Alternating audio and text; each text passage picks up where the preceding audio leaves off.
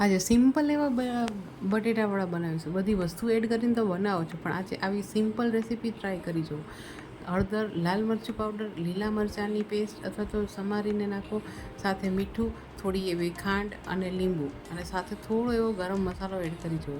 જો આમ બેઝિક મસાલાથી તમે એ કોઈ વાર બટેટાવડા બનાવી જજો. વરસતો વરસાદ હોય અને સાથે આવા સિમ્પલ બનેલા બટેટાવડા હોય તો ખાવાની ખૂબ જ મજા આવશે. હવે આને આપણે સરસ લુવા વાળી લઈશું. સાઈડ બાય સાઈડ આપણે બેટર બનાવીશું. બેટરમાં હિંગ અને મીઠું એડ કરી અને આપણે એને સારી રીતે ઓછું પાણી એડ કરી અને ગાંઠા વગરનું એક સરસ મજાનું બેટર બનાવી દઈશું. અને બેટર જેટલું તમે એને ફેટશો, હાથથી જ ફેટજો, ખૂબ જ સરસ બને છે.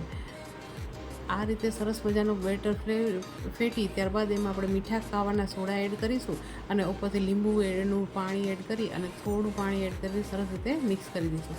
તમે જોઈ શકો છો એકદમ સરસ ફ્લફી એવું બેટર. ઓલમોસ્ટ અહીંયા તમારું ફ્લેફર ડબલ વોલ્યુમનું થઈ જશે. તમારું જે બેટર છે એકદમ આવું ફ્લફી બની જાય ત્યારબાદ તમે એમાં બટેકાવડાને ગોળા એડ કરી અને સરસ મજાના ફટાફટ બટેટાવડા ફ્રાય કરી લો. જો આ બટેટા આ રીતે બનાવશો તો લગભગ 3 થી 4 મિનિટમાં તો તમારું બટેટાવડાનું ફ્રાય થઈને રેડી થઈ જાય છે.